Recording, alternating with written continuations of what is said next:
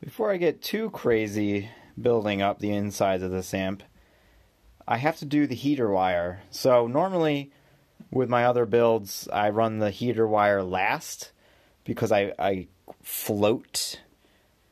It's called the term float on the top, so that usually is easiest when you're doing it last. But since I'm sort of mimicking and emulating the actual Two-Rock, I'm going to try their technique, which is to stuff the heater wire in the corner and then just bring the wire out as needed. So I'm going to show you how I twist. Right now it's just on the ground pulled. I've went over this into another video, but I use my drill. And what you're going to need is the drill, the wires. This is 18 gauge. Real nice stranded wire. I like to use stranded. Gonna just add. Gonna try to do this with the camera. So I like to feed in quite a bit, and then figure out which way to turn this. Come on. It's also hard to do. Keep it in focus with the camera and stuff. Alright, so really crank it down because obviously there's some wires that you need to make sure that they don't pull out unequally, because that's happened to me before. So really crank it down like so. And then you're going to take a nice rugged pair of pliers like this. Okay, so I'm going to go pretty far. This is kind of getting even. This will shrink on you, by the way. So then I'm going to sort of go as straight as I can. And then carefully take my pliers, hold it like such. I'm going to cinch down pretty tough. Start turning. These are spinning clockwise. Doesn't matter which direction. And then you'll start seeing this hole shrink. So now pull pretty tight.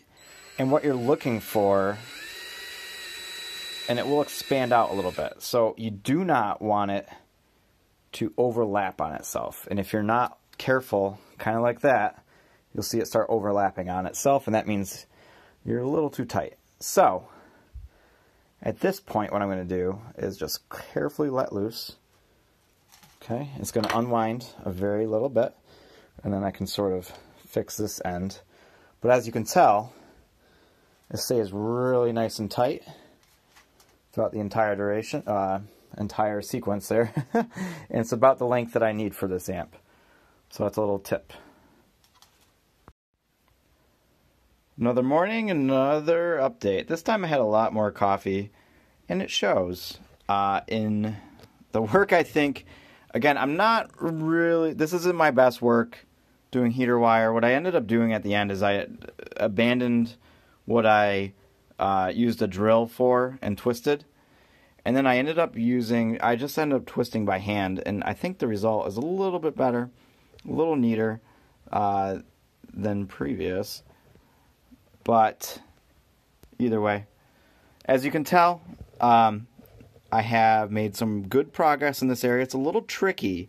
So just for sequence of events, I did the heater wire first, and then I attached the 100 ohm resistors, and I did measure these using my ohm meter to make sure that they're a balanced pair or a matched pair. So if you do, go this route, please order a few. I mean, I think I ordered like 5 or 10 100 ohm resistors, and then I measured out 2 that were exactly the same. Again, that's for the virtual center tap.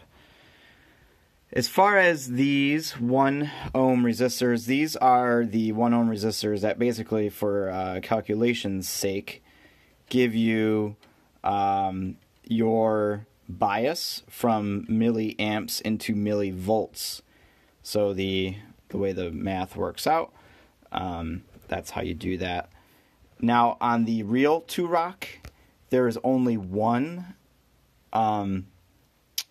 There's only one resistor, one ohm resistor, so that means that you're measuring all the tubes at once, and your bias is basically the addition of this tube, this tube, this tube, and that tube all together, which is kind of like good because it prevents you from being really anal about your tubes being completely matched, because it eliminates you from sort of seeing which tube is not as matched as the others. There's a little bit of a tolerance when you do match tubes, when they match tubes. So you're never going to get it perfect, but you can get it really close. And now in the Amplified Nation chassis like this, there's holes for 2 of them. So basically you can do the bias of these 2 and then these 2. And if you find that it's really off, you can swap tubes between here and here and here and here or whatever. Any combination to get as close as you can between the 2. These 1 ohm resistors are 1% value, and these are 5 watt. Way overkill for what we need. But I did a measurement, and they were exactly spot on. Luckily, because I only ordered 2 of them, and they needed to be perfect. So, again, the sequence of events was do with heater wire first. I did these 100 ohm resistors. I did the connection, because since we're combining these 2 tubes together, I believe it's the cathode is being basically right here, which normally would go straight to ground, but instead it's going through this 1 ohm resistor to do the millivolt conversion for our quick bias using a general multimeter, so you don't need a special amp reading multimeter, which sits, the bias meters will sit between the socket and the tube, and that will measure the current going through that tube, so you can get the bias per that one tube, or if you have one of those quad tube bias meters, which are really cool. I don't. I have a single, and it works out really well. So just kind of cruising over here, get my camera in focus. Here's what I've done so far. Here's the tail resistor for the bias. It's a 10K. Yeah, so that's what I've got so far. Another thing to note is that I didn't tighten down that nut until I was done soldering to the ground lug. And the reason for that is because once you tighten that down, you're basically, the chassis and everything is creating a heat sink. So you're going to have to apply a lot of heat to that ground lug. So what I did was I just left it loose, which makes it less of an effective heat sink. I was able to solder everything, way less chance of a cold solder joint. And then after that was done, I was able to sneak a socket in there to tighten down. Same with this side. All right.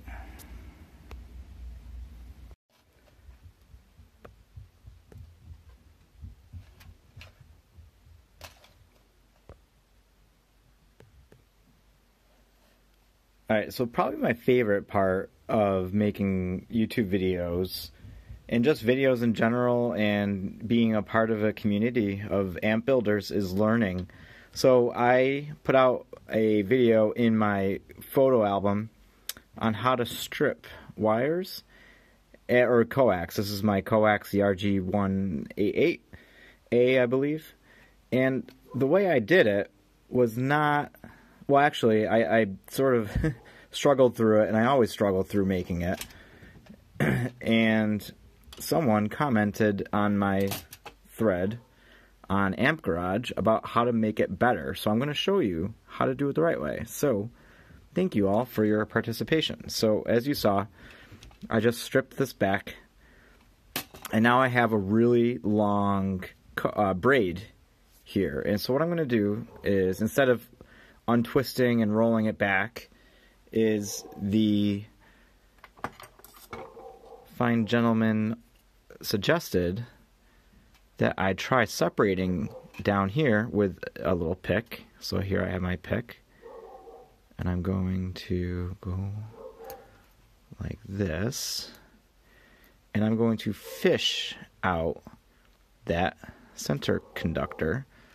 I have to pull a little back.